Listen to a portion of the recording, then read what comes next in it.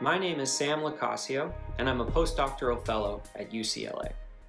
The title of my talk is Genes that Give Neurons a Sense of Direction. There are more connections among the neurons in your brain than there are stars in the Milky Way. Neurons communicate with the body and with one another to enable sensation, movement, and thought. The instructions for building this vast network reside in your DNA, which contains just a few thousand genes. Mutations in these genes can alter the structure of the nervous system in ways we don't fully understand, resulting in neuropsychiatric disorders such as autism and schizophrenia. I want to know how genes guide the assembly of a healthy brain and why mutations cause this process to break down. Neurites are the wires that carry information from neuron to neuron. During development, neurites stretch out in different directions to make connections with their partners. Often, large groups of neurites are polarized, pointing in a single direction. When I move my hand back and forth, what you perceive is not a series of static images in time, but rather a continuous sense of motion to the left or to the right. These movements look different from one another because different sets of neurons in your brain are activated by leftward and rightward movement. Remarkably, it is the polarity of neurites in corresponding directions that allows them to tell the difference. This is just one example where neurite polarity plays a crucial role in a neuron's function. Nevertheless, the genes that control neurite polarity are still poorly understood. My journey to identify such genes begins in the humble fruit fly. The fly's brain is roughly 1,000,000 times smaller than our own, making it simpler to understand.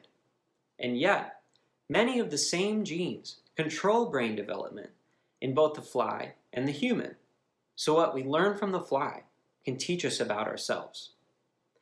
New technologies are revealing details of the fly brain as we have never before seen.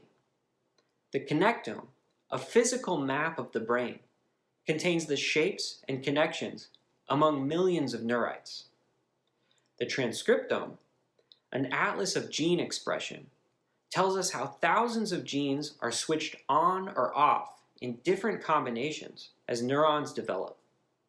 I knew that if I combined these maps in the right way, they might reveal a correspondence between gene expression and neurite polarity. I first used the connectome to classify a diverse set of neurons into those that exhibit neurite polarity and those that do not. Furthermore, I could break neurons down according to which way they pointed, say to the left or to the right.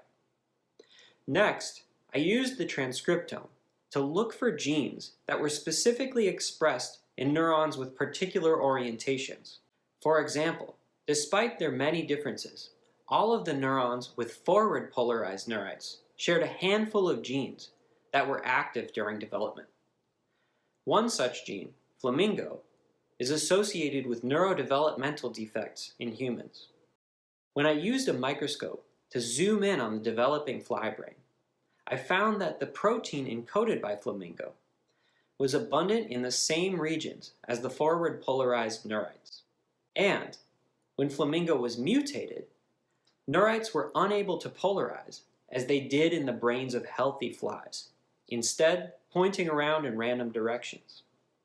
Together, these experiments are suggesting common principles that might underlie neurite polarity across the brain.